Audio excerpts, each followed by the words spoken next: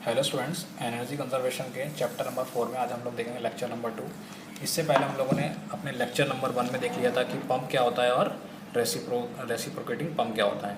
तो पंप का मतलब मैंने बता दिया था। पंप में बेसिकली क्या होता है, पानी को एक लेवल से दूसरी लेवल पर पहुँचाया जाता है। ठीक है, लो लेवल से हाई लेवल पर क्या होता है, पंप की मदद से हम पानी को पहुँचाते हैं, किसी भी फ्लूइड को पहुँचाते हैं। ठीक है, इसमें हमने रेसिप्रोकेटिंग पंप देख लिया था। तो आज हम लोग देखेंगे अपना सेंट्रीफ्यूगल पंप की सेंट्रीफ्यूगल पंप क्या होता है। तो देखो, नाम से ही समझ में आ रहा है कि सेंट्रीफ्यूगल, तो यानी कि ये किस पर बेस है, बेसिकली ये सेंट्रीफ्यूगल फोर्स पर बेस है। ठीक है, ये किस पर बेस होता है, ये सेंट्रीफ्यूगल फोर्स पर वर्क करता है। तो चलिए स्टूडेंट्स, की कंस्ट्रक्शन देख लेते हैं हम लोग। देखिए, इसमें डिलीवरी पाइप होता है।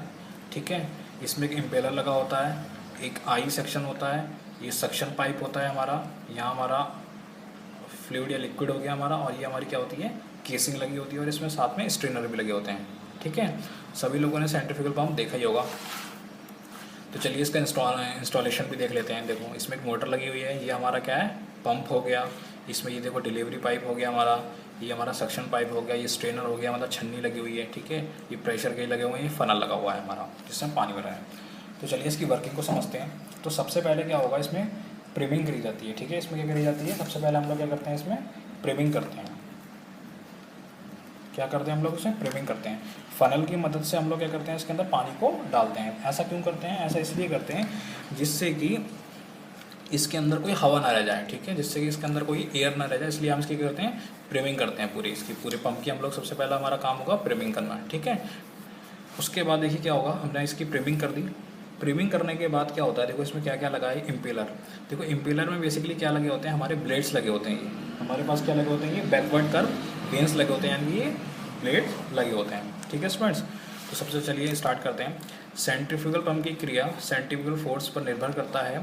पंप को ऑपरेट करने से पहले इसमें पानी भरा जाता है, इसमें जिसमें हवा नहीं रहे। ठीक है, यानी सबसे पहले क्या करते हैं, हम इसकी प्रिमिंग करते हैं, प्रिमिंग का ऑपरेशन करते हैं। अब देखो होगा क्या कि हमने इसकी प्रिमिंग कर दी। प्रिमिंग करने के बाद देखो किससे कनेक्ट होगा, ये मोटर से कनेक्ट होगा। क्योंकि किसी भी पंप को देखो रोटेट कराने के लिए क्या चाहिए, किसी भी पंप को रोटेट कराने के लिए जो इसके अंदर इम्पेलर लगा हुआ है, उसको रोटेट कराने के लिए हमें क्या चाहिए होगी, कोई ना कोई इलेक्ट्रिकल एनर्जी चाहिए। और वो इलेक्ट्रिकल हमें एनर्जी कहाँ से मिलेगी, मोटर से मिलेगी, या किसी टाइप के एक प्राइम मूवर से मिल जाएगी। ठीक है, कोई भी जो हमारे पास प्राइम मूवर होगा। तो प्राइम मूवर या मोटर क्या करेगी, इसको इलेक्ट्रिकल एनर्जी देगी, और इलेक्ट्रिकल एनर्जी से क्या मिलेगी, इसको मैकेनिकल एनर्जी मिलेगी, और मैकेनिकल एनर्जी से हमें क्या मिलेगा, उसमें हाइड्रोलिक एनर्जी मिलेगी, या फिर प्रेशर एनर्जी फॉर्म में मिलेगी। ठीक है, तो क्या होगा कि मोटर क्या करेगी, इसको इलेक्ट्रिकल एनर्जी देगी, उससे हमारा जो होगा ये इम्पेलर वाला पार्ट है, ये क्या करना शुरू हो जाएगा, पंप के अंदर जो इम्पेलर पार्ट है ये रोटेट करना शुरू हो जाएगा। ठीक है स्टूडेंट्स, क्या हो जाएगा, ये रोटेट करना शुरू हो जाएगा। तो इसके अंदर क्या हुआ, हमने प्रिमिंग कर रखी है, यानी कि हमारा क्या भर रखा है, पर पानी भर रखा है। ठीक है, केसिंग, ये केसिंग है, केसिंग के अंदर हमारा पूरा किससे फिल्ड हो रखी है, पानी से फिल है। तो देखो इम्पेलर का ही मेन इसमें फंक्शन होता है, सबसे इंपॉर्टेंट पार्ट ही इसमें क्या है, इम्पेलर है। इम्पेलर क्या करता है कि एक सेंट्रीफ्यूगल फोर्स प्रोवाइड करता है। क्या करता है, एक सेंट्रीफ्यूगल फोर्स प्रोवाइड करता है, जो ये पानी जो है इसको कहाँ करता है, बाहर की तरफ फेंकता है। ठीक है, ये आई है, ये आई है। ठीक है, यहाँ पर हमारा सारा पानी भरा हुआ है। तो इम्पेलर क्या काम करेगा, जो हमारे पास वाटर है उसको क्या करेगा, बाहर की तरफ फेंकना शुरू करेगा, यानी कि गोइंग अवे करेगा, यानी कि इससे जो है दूर फेंकना शुरू करेगा। ठीक है, इसकी सर्कमफ्रेंस पर आ जाएगा, कहाँ पर आ जाएगा, पानी परिधि पर आ जाएगा। तो यहाँ कहीं ना कहीं वैक्यूम क्रिएट हो जाएगा। तो जब यहाँ से वैक्यूम क्रिएट होगा तो क्या होगा, जो ये हमारे पास सक्शन पाइप है, इसकी मदद से पानी जो होगा ऊपर आना शुरू हो जाएगा। ठीक है, इसकी मदद से पानी क्या होगा, ऊपर आना शुरू हो जाएगा, और फिर उसके वजह से प्रेशर बढ़ने, धीरे धीरे क्या होता रहेगा, हमारा प्रेशर बढ़ता रहेगा, और पानी फिर हमारे डिलीवरी पाइप से हमें डिलीवर हो जाएगा। ठीक है स्टूडेंट्स, तो चलिए इसको स्टार्ट करते हैं, इसकी वर्किंग को।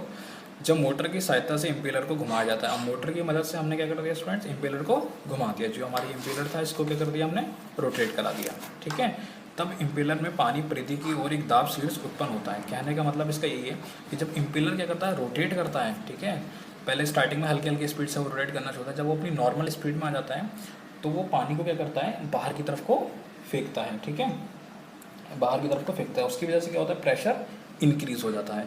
ठीक है, उसकी वजह से प्रेशर इंक्रीज होता है, यानी कि आई से पानी बाहर की तरफ फेंकता है। और जैसे जैसे ये द्रव आगे की ओर जाता है तब सक्शन पाइप में द्रव ऊपर की ओर बढ़ने लगता है, यानी कि जो भी हमारे पास फ्लूइड होंगे वो क्या करेंगे, ऊपर होना शुरू आ जाएंगे। ठीक है, केसिंग के आकार के कारण, अब केसिंग देखो कुछ इस तरीके से बनाई गई है कि द्रव पर एक दाब लगता है। तो यानी कि केसिंग हमको इस तरीके से डिज़ाइन करते हैं जिसकी वजह से जो होता है हमारा प्रेशर क्या होता है वो बढ़ना शुरू हो जाता है, और द्रव उसके बाद क्या होगा, द्रव डिलीवरी पाइप से बाहर जाना प्रारंभ हो जाता है।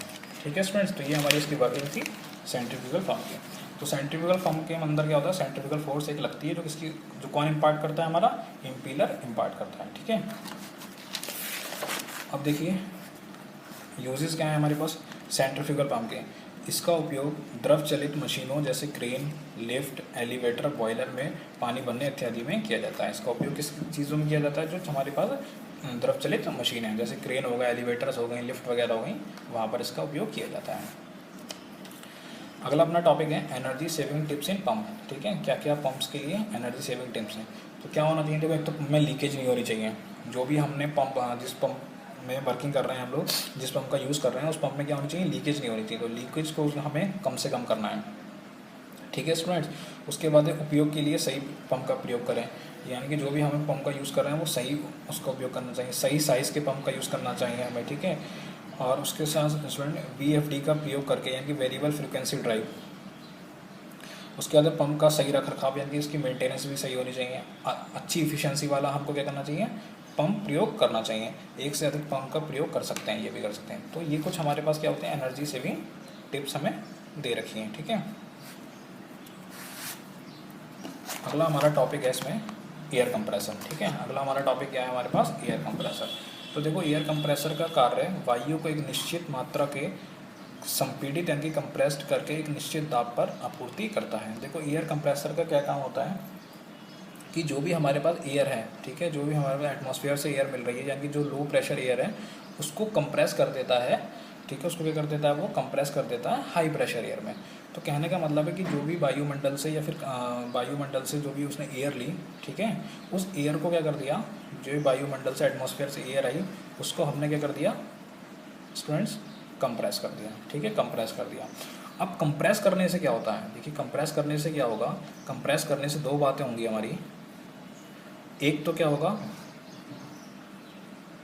प्रेशर बढ़ जाएगा। कंप्रेस करने से क्या हो जाएगा, प्रेशर बढ़ जाएगा, साथ में क्या हो जाएगा, हमारा टेम्परेचर भी इंक्रीज हो जाएगा। ठीक है, तो एयर कंप्रेसर हमारे क्या करते हैं कि जो भी हमारे पास वायुमंडल से एयर होती है उसको कंप्रेस करके उसका प्रेशर भी बढ़ जाता है और उसका टेम्परेचर भी बढ़ जाता है। ठीक है,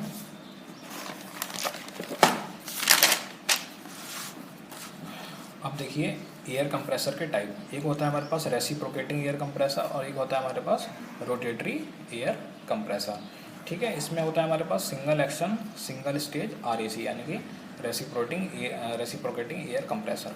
ठीक है, रोटेटरी एयर कंप्रेसर में हमारे पास क्या होता है, roots blower AC, vane blower AC, centrifugal AC और एक्सियल फ्लो AC। ये हमारे पास क्या होगा, एयर कंप्रेसर के टाइप्स होगा। तो चलिए स्टूडेंट्स हम लोग देखते हैं अपना next topic, single action and single stage RAC, जो हमारा ये पहला था। ठीक है, जो हमारा किसके अंदर आता है, रेसिप्रोकेटिंग एयर कंप्रेसर के अंदर आता है, ये उसका पार्ट है। तो सबसे पहले हम लोग इसकी कंस्ट्रक्शन को समझते हैं। देखिए इसमें कंस्ट्रक्शन में क्या है स्टूडेंट्स, ये सिलेंडर लगा हुआ है हमारे पास। ठीक है, ये क्या है हमारे पास, सिलेंडर लगा हुआ है, ये पिस्टन लगी हुई है, ये हमारे पास क्या है, क्रैंक शाफ्ट है, ये इसकी क्या है, कनेक्टिंग रॉड्स हैं। ठीक है, तो देखिए इसकी वर्किंग होती क्या है, तो देखते हैं इसकी वर्किंग को देखते हैं स्टूडेंट्स। इसमें क्या होता है, जो हमारे पास ये पिस्टन है, ये क्या है हमारे पिस्टन। ठीक हो, अब देखो कोई भी एयर कंप्रेसर हो गया या फिर कोई भी पंपिंग डिवाइस हो गया, तो उसको चलाने के लिए, ठीक है, उसको गति देने के लिए हमें क्या चाहिए होता है, एक प्राइम मूवर चाहिए होता है।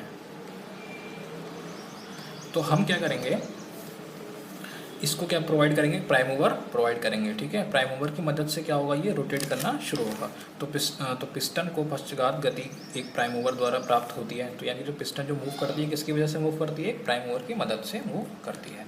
तो बेसिकली इसको चलाने के लिए हमें क्या चाहिए होता है, एक प्राइम मूवर चाहिए होता है। तो देखिए होता क्या है कि जो हमारे पास ये क्रैंक शाफ्ट है, इसको हम कनेक्ट कर देते हैं, मतलब इसको पोर्शन को किससे कनेक्ट कर देंगे, हम एक प्राइम मूवर से कनेक्ट कर देंगे। अब प्राइम मूवर क्या करेगा, प्राइम मूवर इसको रोटेट कराना शुरू करेगा। ठीक है, इसको मूव कराएगा।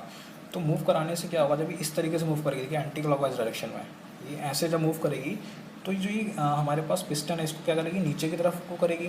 ठीक है, इसको कैसे मूव कराएगी, नीचे की ओर से, क्योंकि ये ऐसे करके मूव कर रहा है। देखो तो प्राइम मूवर जो हमारे पास ये है क्या में पिस्टन है, पिस्टन कैसे मूव करेगी, नीचे की तरफ को मूव करेगी। तो जैसे ही स्टूडेंट पिस्टन नीचे की तरफ को मूव करेगी तो हमारे पास यहाँ पर क्या है, एटमॉस्फेरिक प्रेशर एटमॉस्फेरिक एयर है।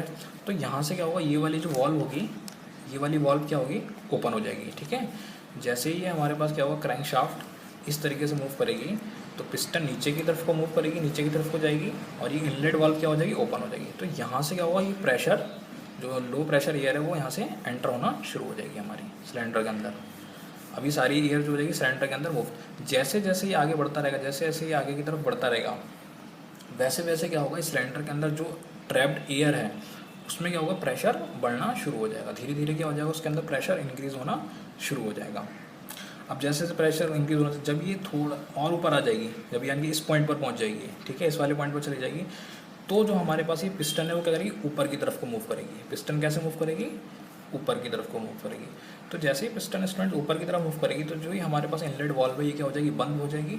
और जो हमारे पास ये हाई प्रेशर एयर आउटलेट है, ये हमारे पास क्या हो गया, आउटलेट जो है इसकी वॉल्व क्या हो जाएगी, ओपन हो जाएगी। तो हमें क्या मिल जाएगा, एक हाई प्रेशर एयर मिल जाएगी। कौन सी वॉल्व से, इस आउटलेट वॉल्व से। तो चलिए इसकी वर्किंग पढ़ लेते हैं। तो पिस्टन को पक्षघात गति एक प्राइम मूवर द्वारा प्राप्त होती है, यानी पिस्टन को किस तरीके से मूव कराया जाता है, एक प्राइम मूवर द्वारा मूव किया जाता है। जब पिस्टन नीचे की तरफ गति करता है, यानी कि जब पिस्टन क्या करता है, नीचे की तरफ गति करता है, तो लो प्रेशर एयर सिलेंडर में प्रवेश करती है। तो जैसे मैंने बताया था, ये वॉल्व क्या हो जाएगी, खुल जाएगी और एयर इसके अंदर चली जाएगी। प्रवेश करने के बाद जब पिस्टन ऊपर की तरफ गति करती है, यानी कि अब क्या करती है, पिस्टन जब ऊपर की तरफ मूव करती है तो इस स्थिति में इनलेट वाल्व क्लोज्ड हो जाती है। तो मैंने आप लोगों को बताया था कि इनलेट वाल्व क्या हो जाएगी, बंद हो जाएगी और एक हाई प्रेशर क्या हो जाएगा, हाई प्रेशर क्रिएट हो जाएगा और एक उच्च दाब तक संपीड़ित हो जाती है। यानी कि जो हमारे पास एयर होती है वो क्या होने लगती है, कंप्रेस होना स्टार्ट हो जाती है, ठीक है, हाई प्रेशर तक, जिससे आउटलेट वाल्व के माध्यम से डिलीवरिंग पाइप से प्राप्त किया जा सकता है। ठीक है स्टूडेंट, तो क्या हुआ हमारे पास, क्रैंक शाफ्ट मूव करी तो सबसे पहले क्या हो गई, पिस्टन नीचे आई, इनलेट वाल्व क्या हो गई, ओपन हो गई, एयर क्या हो गई, यहाँ से एंटर कर गई। उसके बाद क्या हो गई, सिलेंडर में जाने के बाद जो एयर ट्रैप थी वो कंप्रेस होना स्टार्ट हुई। कंप्रेस होने से क्या हो गया, उसका प्रेशर बढ़ा और प्रेशर होने से ये हमारे पास जो डिलीवरी जो आउटलेट वाल्व है ये खुल गई और डिलीवरी पाइप से हमें हाई प्रेशर एयर मिल गई। ठीक है स्टूडेंट्स, तो आज का हमारा इस वीडियो को हम यहीं ख़त्म करते हैं। नेक्स्ट वीडियो हम लोग इसके नेक्स्ट टॉपिक को देखेंगे।